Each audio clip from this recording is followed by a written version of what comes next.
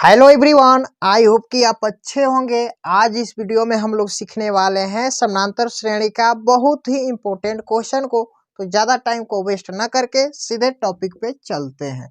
देखिए यहाँ पे क्वेश्चन है, किसी एपी के चौथे और आठवें पदों का योग 24 है तथा छठे और 10वें पदों का योग 44 है। इस एपी के प्रथम 3 पद ज्ञात कीजिए। ठीक है, ये क्वेश्चन बहुत ही इंपॉर्टेंट है क्योंकि ऐसे सब क्वेश्चन आपके एग्जाम में देखने को मिलते रहते हैं। ठीक है, तो यहाँ पे जो सबसे पहले दिया है उसे हम लिखेंगे, यहाँ पर लिखेंगे हल। ठीक है, और यहाँ पर देखिए क्या क्या दिया है, तो यहाँ पर नोट करेंगे जो भी डाटा दिया होता है।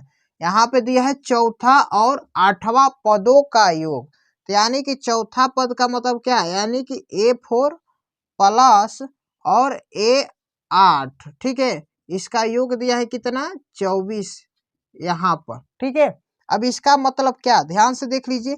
A4 को हम इस तरह भी तो लिख सकते हैं, A प्लस 3D। ठीक है, अब देखिए यहाँ पे A8 को हम इस तरह भी लिख सकते हैं, A प्लस 7D बराबर 24। ठीक है, अब यहाँ पर देखिए A और A को जोड़ेंगे तो ये हो जाएगा 2A प्लस 3D और 7D को जोड़ेंगे तो ये हो जाएगा 10D बराबर 24। अब देखिए इसमें से कॉमन क्या मिल रहा है, इन दोनों में हम देखेंगे तो 2 कॉमन मिलेगा, तो यहाँ से 2 कॉमन लेंगे तो यहाँ पर हो जाएगा A प्लस 5D बराबर 24। अब देखिए 2 से हम भाग देंगे 24 में तो ये जाएगा 12 बार में, तो यहाँ से ये निकल कर आ जाएगा A प्लस 5D बराबर 12, जो कि ये हमारा इक्वेशन नंबर 1 हो गया। ठीक है, अभी तक आप लोगों ने हमारे वीडियो को लाइक नहीं किया तो वीडियो को लाइक कर दीजिए, चैनल पर आप नए हैं तो चैनल को सब्सक्राइब कर दीजिए। तब चलिए आगे चलते हैं। अब यहाँ पर देखिए क्या बोल रहा है, छठे और 10वें पदों का योग 44 है, तो यहाँ पर लिखेंगे पुनः छठे पद, यानी कि A6 प्लस A10 बराबर कितना दिया है, 44 दिया हुआ है। ठीक है जी, अब यहाँ पर देखिए A6 को हम इस तरह भी लिख सकते हैं A प्लस 5D, और A10 को हम इस तरह भी लिख सकते हैं A प्लस 9D बराबर 44। अब देखिए यहाँ पर A को जोड़ेंगे ये हो जाएगा 2A, और यहाँ पे 5D और 9D को जोड़ेंगे तो ये हो जाएगा 14D बराबर यहाँ पर है 44। ठीक है, अब देखिए यहाँ पे क्या कॉमन मिल रहा है, यहाँ पे 2 कॉमन मिलेगा, तो यहाँ से 2 को निकाल देंगे बाहर, तब यहाँ पर हो जाएगा A प्लस 7D बराबर 44। ठीक है, अब देखिए इस 2 से हम भाग देंगे 44 में तो ये जाएगा 22 बार में, तब यहाँ से ये हो जाएगा A प्लस 7D बराबर 22। ये हमारा समीकरण नंबर निकल कर आ गया 2।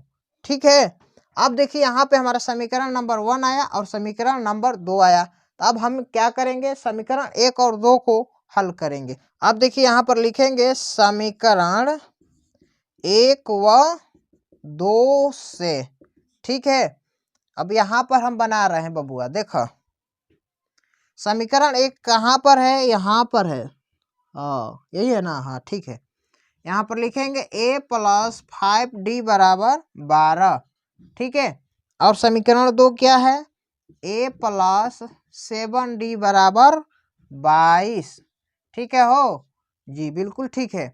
अब देखिए यहाँ पे साइन को हम करेंगे अपोजिट, क्या करेंगे, साइन को अपोजिट। यहाँ पे साइन कुछ नहीं है तो क्या है, प्लस है तो हम देंगे माइनस, और यहाँ पर भी प्लस का साइन है तो देंगे माइनस, और यहाँ पर भी साइन प्लस में है तो देंगे माइनस, यानी कि एक दूसरे को अपोजिट करना है। ठीक है, अब देखिए यहाँ पे ये प्लस माइनस होता है माइनस, यानी कि A में से A माइनस करेंगे तो ये तो खत्म हो गया।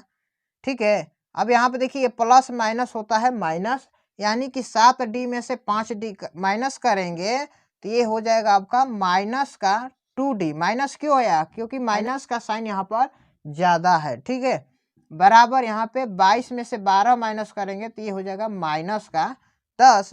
अब देखिए यहाँ पे माइनस माइनस हो जाएगा प्लस, और 2 से भाग देंगे 10 में तो जाएगा 5 बार में, तो यहाँ से हमारा D का मान निकल कर आ गया 5।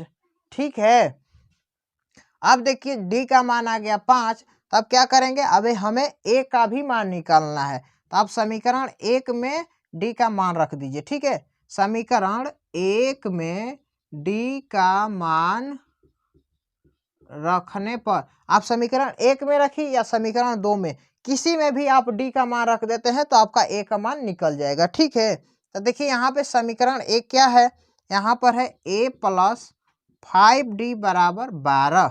ठीक है, अब यहाँ पर लिखेंगे a प्लस 5 गुणे डी का मान है आपका 5 बराबर 12। अब यहाँ पर a प्लस 5 का गुणा 5 बार करेंगे होगा 25 बराबर 12। ठीक है, अब यहाँ पर देखिए a बराबर a 12, इधर ये क्या है प्लस में 25 है, इधर लाएंगे तो ये हो जाएगा माइनस का 25। ठीक है जी, अब a बराबर इसे माइनस करेंगे तो ये हो जाएगा माइनस का 13, यानी कि a का मान आया माइनस का 13 और d का मान आया माइनस का 5। ठीक है, अभी हमारा आंसर नहीं आया है। क्यों नहीं आया है? क्योंकि हमें क्या बोल रहा है, एपी के प्रथम 3 पद ज्ञात करना है। तो यानी कि एपी निकालेंगे 3 पद, यानी कि पहला पद हमारा आ गया माइनस का 13 और दूसरा पद कैसे निकालेंगे, a2 बराबर होता है a प्लस डी। ए का मान आपका आया है माइनस का 13 प्लस डी का मान है 5। अब यहाँ पे ये क्या हो जाएगा, प्लस माइनस माइनस करेंगे तो ये हो जाएगा माइनस का 8। ठीक है, तब इस माइनस 8 को यहाँ पर हम लिख देंगे। अब क्या निकालना है, a3 निकालना है। a3 का मान होता है a प्लस 2d। ठीक है, दिखाई दे रहा है ना जी? ठीक है, अब देखिए a का मान लिखेंगे माइनस 13 प्लस 2 गुणे डी का मान क्या है, डी का मान आपका 5 है। अब यहाँ पे हो जाएगा माइनस 13 प्लस 5 दूनी का 10। अब ये प्लस माइनस होता है माइनस, यानी कि इसमें से घटाएंगे तो ये हो जाएगा माइनस का 3, जो कि यहाँ पर हम माइनस 3 लिख दिए। अब हमें इतना ही आंसर पूछ रहा था, क्योंकि 3 पद पूछ रहा था। देखिए यहाँ पे हमने प्रथम पद निकाल दिया, द्वितीय पद और तृतीय पद। आई होप कि ये क्वेश्चन आपको बहुत अच्छा से समझ में आया होगा। आप इसको बहुत अच्छा से देखिए, जरूर समझ में आएगा। तब तक के लिए आपका बहुत बहुत धन्यवाद।